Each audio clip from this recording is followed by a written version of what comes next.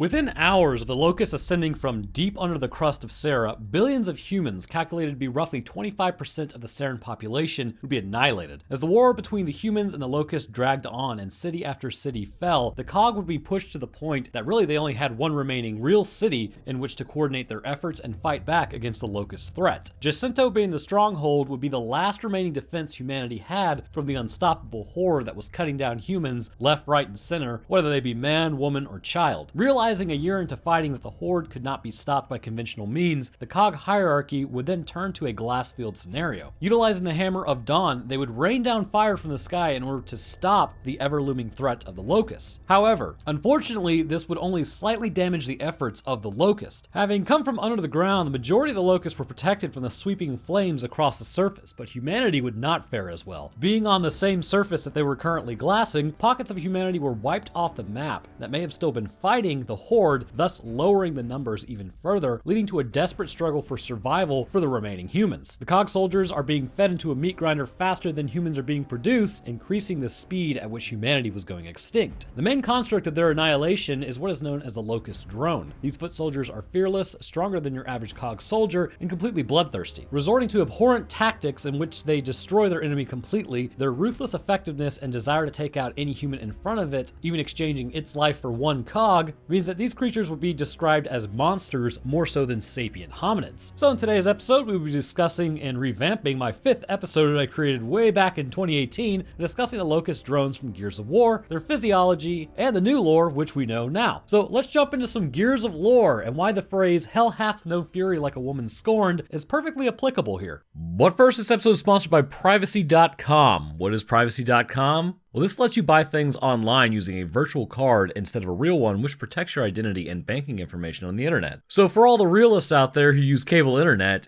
you ever notice how over the months your bill creeps up but you don't really notice for 3 years until it's gone up 40% from the agreed upon price? Well, now you can keep track of that. It's pretty standard for most people to use one card for everything when paying bills, subscription services, going out to eat, etc. And with that, charges happen sometimes that you might not be able to notice because you signed up for something at 3 a.m. in an altered state because you wanted to watch The Land Before Time and then forgot about it. Well, heading to privacy.com/Roanoke and signing up for an account, you can use the virtual merchant card to keep track of those purchases online, whether that be cable hiking up the price or just random subscriptions you might sign up for and forgot about. When you connect to your bank, you get a card that can be used anywhere online where you would make purchases and can set limits on the card so that if the seller tries to ever raise the price or alter the agreed upon amount, a decline email is sent to you, ensuring that you aren't charged more or double charged if an issue arises. You also have the ability to freeze and unfreeze cards. Refunds are sent back to the card if it's closed or paused, and all of your information is encrypted, ensuring that whatever you purchase online with these cards is safe. But best of all, it's 100% free, so there's actually really no skin in the game for checking it out.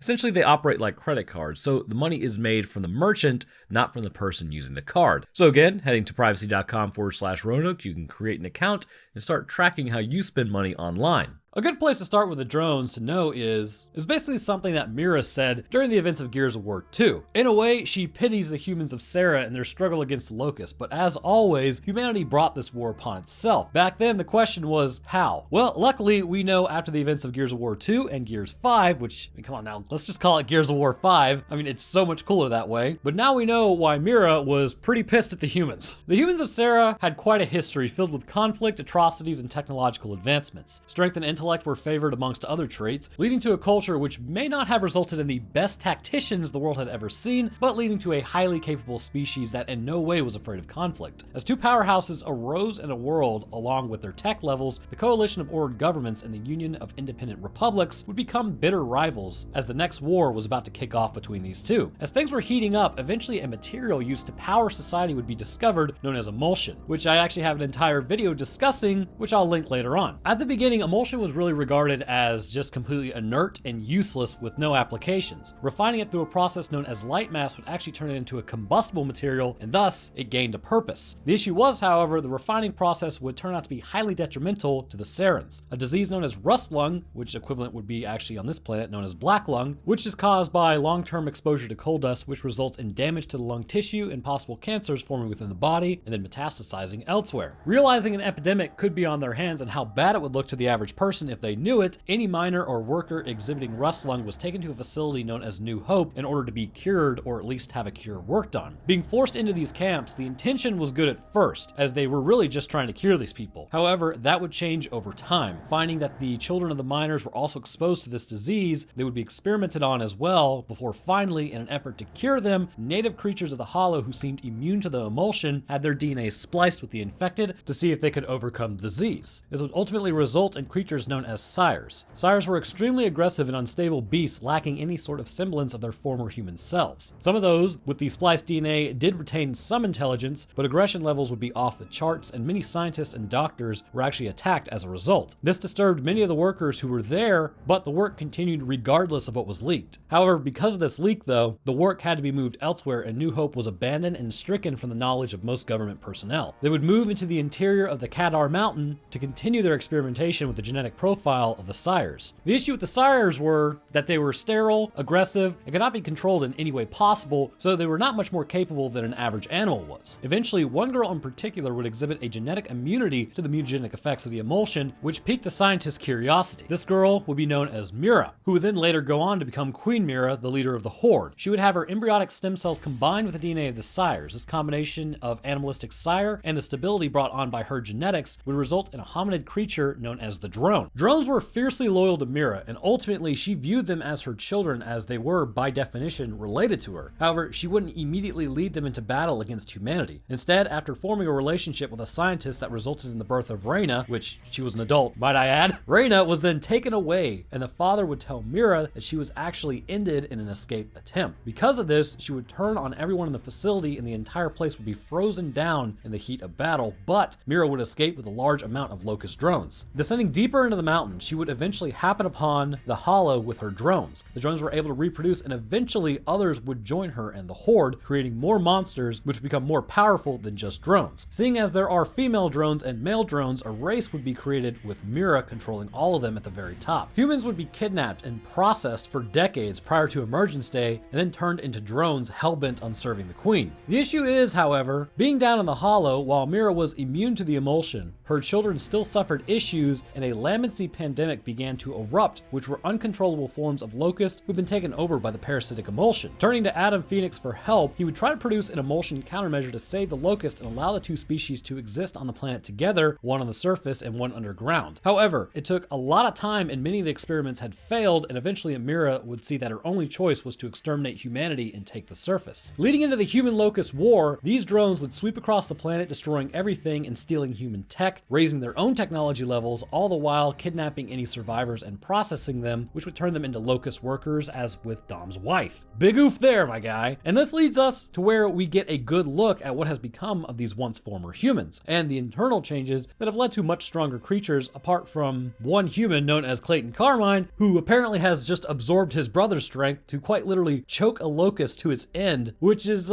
pretty badass, I'm not gonna lie. Your average locust drone is one that in almost every way is larger than a human being, unless my hypothesis about the genetic tampering of COG soldiers is to be believed and actually is correct. It's speculation at this point, but without going too much into it, because I have the entire video explaining it, some COG soldiers seem to stand toe-to-toe with locust drones in terms of height, weight, and strength, indicating that likely there is something more going on than just your standard increased food rations program, more so when you take into consideration how jacked Clayton Carmine and Marcus Phoenix are when they're entering their late 50s and early 60s in the events of Gears 5. And this is because your average drone will stand roughly 6 feet 7 inches, or almost about 2 meters tall. This height increase from likely a standard human that we see on the planet is in part due to the fact that sires before them were combined with larger creatures of the Hollow concerning DNA. This in turn leads to increased height of the sires, and when combined with Mira's human DNA, would still have had scattered height genes throughout the coding to be activated to create larger drones. The drone is also fairly muscular as well, which translates into increased protection for vital areas of the body, as well as the strength to quite literally rip off an arm of a human and beat them with it like it's nothing. Through genetic tampering, it's pretty clear the muscle mass is structured in a way similar to humans, owing this again to Mira's DNA, seeing as the sires were incredibly unstable concerning body composition, with muscle being functional but not appearing in the same way as it would appear on humans in terms of connection points. The muscle, however, has been increased in every way, with likely more muscle strands and larger muscle strands at that. Because of this, drones can easily overpower any person they happen upon and could literally rip an average human apart in mere moments because of their strength. strength. The only person on record to have overpowered a drone would be Clayton Carmine, who choked the life out of the drone with his bare hands, which is pretty wild. But also, you know what, I would probably have to say Coltrane somewhere has done this as well. This strength and muscle covering is compounded by a thick hide that the drones possess. COG soldiers found out pretty quickly from the drop that their bayonets and combat knives were extremely unsuccessful when attacking drones. Many likely met their end by getting in that close and then finding out they just could not do enough damage to break enough skin to hit anything vital. However, some weak points do remain. The combat knife is still effective if a direct hit to the temple of the skull is done and with enough force to pierce the bone. And should you be hopped up enough, which I imagine most COG soldiers would be, running full force with a bayonet could pierce the abdomen as the muscle in this area is thinner and the hide is stretched, allowing for better movement. That said, the best method is chainsawing them, as that's an extremely effective method at getting past the thickness of their hide. What can I say? The drones have a sickness for the thickness. This pale skin, since having come from the hollow underground, is a direct result of not existing outside of the hollow and coming into contact with the sun. As such, melanin is severely lacking. They do, however, have some gray skin and black scales all over their body, which is essentially like a callus material which can protect them from abrasions and damage from the environment, but also makes them tougher in more hostile environments overall. This allows them to withstand heat and cold to the point that their armor doesn't need to be changed to protect them from the elements. The skeletal system of the drones is also said to be stronger than that of humans. Again, because of Mira's DNA, the overall structuring of the drone is human, with 2 arms, 2 legs, 5 digits, and a comparable skull to that of a person. Presumably a trait left over from the sires, osteoblast activity is higher than that of humans,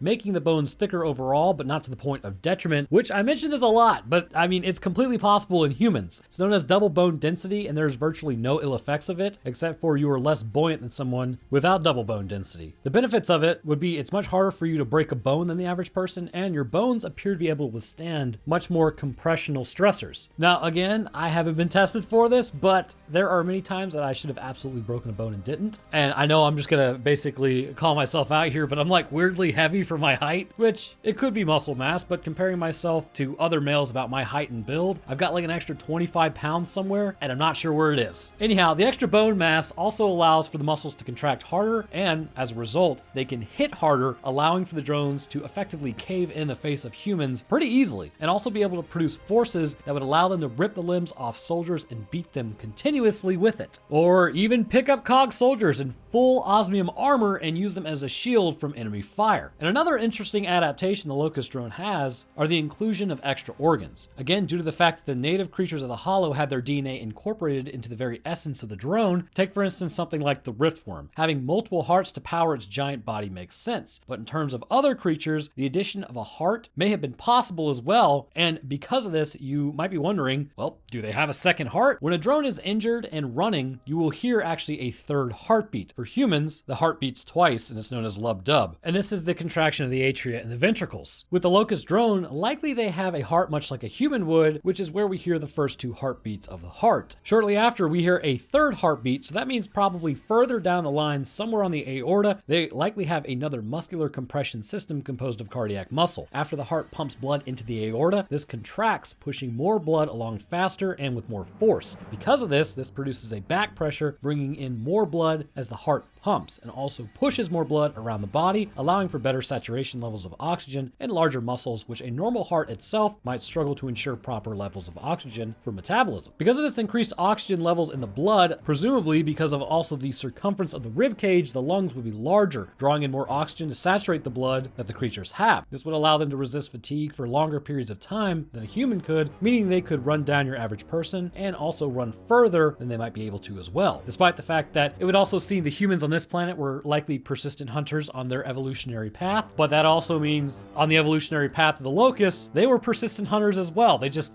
have better gear than what we're working with. So one thing that the drones don't get credit for is also their exceptional eyesight. Having incredibly sensitive eyes, they can see any would-be hiding person in the dark, as they likely possess an inverted version of the human retina. Whereas human eyes possess roughly 120 million rods and 6 to 7 million cones, the rods give us night vision but are more spread out on the retina. The cones are actually more densely focused in the fovea. The locusts may actually have more rods in the retina associated with central vision, and as a result, they can can see better in the dark than humans can. They may also possess something that nighttime predators have, known as the tapetum lucidum. And this sits behind the retina and reflects light back into it, so this creates superior night vision in animals that come out at night, but is completely lost with humanity. This would likely come in the form of genetic coding of the creatures native to the Hollow, seeing as they would be in darkness for a large portion of their life, or probably permanently. But because of this adaptation, the drones are sensitive to light and can be blinded upon coming into bright light or to flash from a smoke grenade. They have learned to overcome this by wearing polarized goggles such as with the snipers, or by wearing blinders to keep light out of their vision. And speaking of snipers, the drones have a superior sense of depth perception to that of humanity. Because of this, they're actually excellent snipers, outclassing most COG snipers as well, and landing shots quickly and precisely, which is exactly how Anthony Carmine met his end, and the reason why Clayton Carmine didn't meet his, because that stranded sucked at sniping. And just as a side note, the drones actually have a superior sense of smell as well. Being able to discern locust smell from human smell, they can literally sniff out COG soldiers. But lastly, the intelligence is something my original version of this video I kind of downplayed a little too much. While not as intelligent as the average person, this does by no means make them not smart. They're able to effectively communicate with one another on the battlefield, they can outflank COG soldiers, set traps, and in general will hunt down and take out enemy forces. Some drones have risen above others in their own groups, such as General Rom, who is in fact technically a drone. A lot of people are going to comment on this, but really he is a drone. He just led the Theron Guard. But anyhow, he was much larger than your average drone and also highly intelligent and ruthless. Because of this, he was pretty much put in charge. The average drone though can be outsmarted by a soldier, but it might be more of a following orders type of deal than an actual not caring. It simply could be because there are so many drones that they just kind of throw themselves at the enemy and they appear dumb when in reality that's not the case. The issue is, however, because they won't communicate with humans and tell them what they want and what they think, not much is known about how smart they could be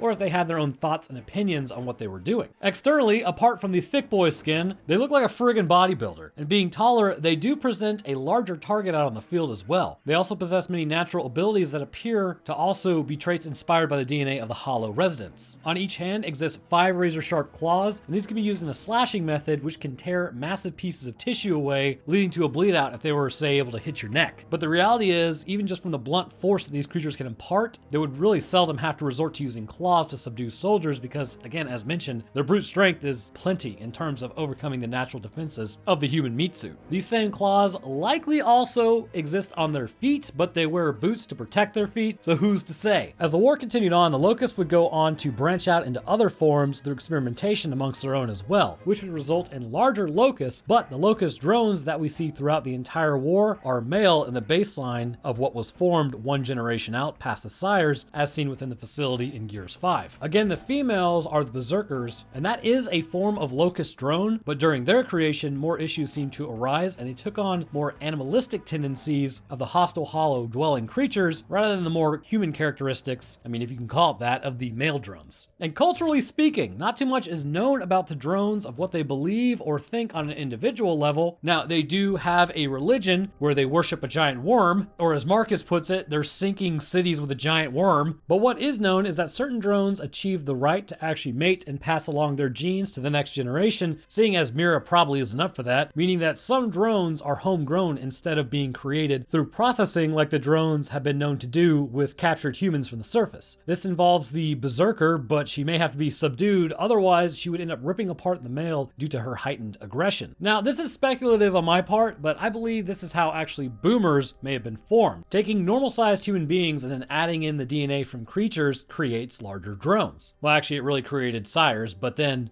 later on it creates drones. The intelligence is impacted because of this. Adding this intelligence and combining it with the genes of the Berserker, which has further hindered the intelligence, may in fact create a boomer, seeing as it's a form of drone, but appears to be even further mentally degraded from drone status. So, male drone intelligence plus female drone lack of intelligence and just aggression, boom, you create a boomer. Ultimately, however, the drones were bred for intergenerational combat. The scientists at the facility went from wanting to cure emotion sickness to seeing the power that they had with genetic tampering. As a result, the drone was created. This creature is capable of entering a state of hibernation even after seemingly meeting its end when the emulsion countermeasure was deployed. The emulsion would subsequently burst forth from the cells and then crystallized it. This was planned, however, to give the Locust a chance to survive the war and continue to fight with the original soldiers' children, giving them another chance to conquer the planet. So, way to go, science team. You guys are really just doing the Lord's work of creating humanity's own apocalypse, because even after 25 years later, the remnants of humanity just